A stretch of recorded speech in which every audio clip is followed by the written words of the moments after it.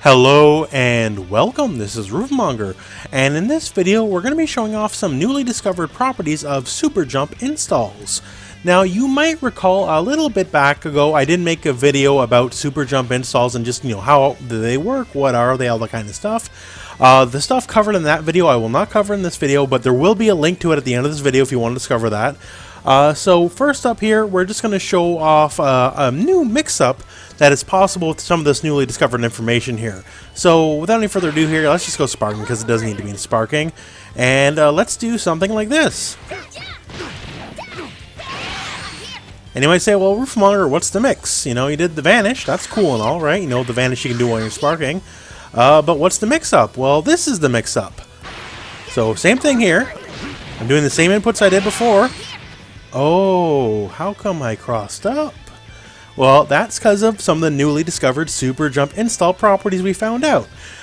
So what we're going to do here, I'm just going to cut and start showing my inputs and walk through what I just did there. Alright, so here I am now, I have my inputs on, and the basic block string goes like this. So much the same as you just saw. The only difference is right as I'm doing the down medium, stand medium, I'm hitting down and up and then going into my standing heavy. And that basically pre-buffers in a super jump, which will not be used just yet. So if I just let it go into the stand heavy, like I'm not going to jump, right, as you can see here. But if I do that and go into my fireball and then go into the vanish, the super jump that was buffered in before the heavy basically comes into play after that vanish, and I keep my air control that I would normally have when I'm super jumping. So that just basically stays in the input buffer long enough to count later on in the combo, or the block string as it may be. And then I normally am not allowed to air control at all when I'm doing this vanish, right? Because I have not super jumped beforehand. But in this specific instance, it counts as me having super jump, so I have some modicum of air control, as you can see there. So here we are, we're doing the same thing I did before, same input, same everything. And hey, that's a cross-up. That's straight up. You got to block that the other way or you just got mixed up, right? And with that in mind, since we're using our Super Jump Install Air Control, which once again, please check the other video. It'll be linked at the end of this video if you don't know what I'm talking about.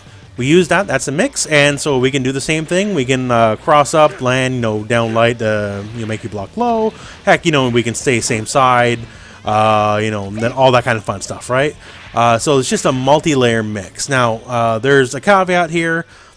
Which is, hey, notice Goku's crouching, right? Like, if he's standing, and this is anybody, any character, if they're standing, this particular mix-up will not work. Every character in the game, though, if they are crouching, no matter, even if it's like Cell or Broly, it will go over their head. But just to let you know. But anyone standing, even like Gotenks or something, it's just not going to happen. Yeah, so I just want to talk about the mix-up stuff, just to show you an example of what this is. So let's break down some of the math why that works. First up here, the mix-up stuff, just before we go into more depth. This definitely works for Android 21. This definitely works for Nappa, specifically because they're fireballs and Nappa's giant explosion, Quarter Circle Forward S. This guy right here. So whatever the combo beforehand, Nappa is just pretty much exactly the same. He can do it actually a little bit better because the explosion kind of hides Nappa. So it's actually much harder to see if he's going to cross up or not, but once again, still crouching folks only. But now let's just go into the meat and potatoes of some of the really interesting stuff. Besides the mix-up, now this discovery is in place. So the mix-up, it's all well and good, and I'm a big fan of the mix-up actually, it's cool. But the implications of just this stuff here. So we went over in the previous Super Jump install video, just all the stuff we can do. But it's really interesting how the game buffer reads this stuff. So we're going to do the same mix-up we did again, but instead of leaving the super jump part to near the end, we're going to do it right at the beginning, and it's still going to work the same way.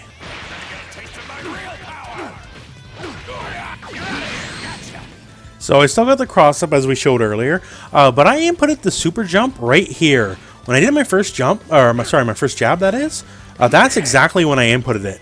So before the second hit even connected for the jabs, that's when I input my super jump input. And the whole time during that entire string into the fireball, into the vanish, the super jump was waiting there buffered waiting to be used for the vanish. Then we can use our super jump floating stuff there. So yeah, it stays in the buffer the entire time. I wouldn't recommend doing it that way because that makes it just unnaturally difficult. You can do it like literally right at the end if you want. You can even like Tiger Knee the special move if you're very fast. You don't even have to buffer it in normal, although I find it easiest to buffer it into like the stand heavy or whatever. But yeah, the fact that as long as it's somewhere in the string at some point, that super jump's gonna remain. And then whenever there is a move that can take advantage of super jumping, like the properties of super jumping, once again using like the air movement of super jumping and all that kind of stuff here, like the floating and all that, it will remain till it can be used. And that's some very interesting stuff.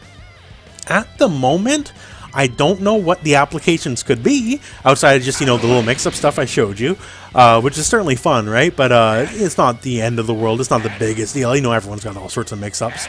It's a nice feather for, I guess, 21 and Napa because, you know, they don't have a lot of love currently. So it's nice that they can do it, and I'm sure other characters can do it. It's just a mix of having the right amount of blocks on and the right amount of knockback to get the mix-up to work the way it does.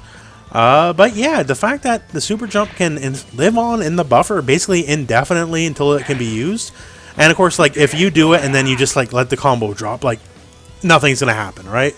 It's not gonna be there for the next time you do it, but still, it's some very interesting stuff, and it goes to show how further we have yet to like fully understand how this game works. Similar style stuff existed in, say, like the Guilty Gear franchise, although obviously it's still a very different game in the end. So seeing something like this in Dragon Ball FighterZ is pretty interesting. So for those of you guys who are quick-witted in the training mode, you know how to figure out your stuff, hey, I leave this in your capable hands.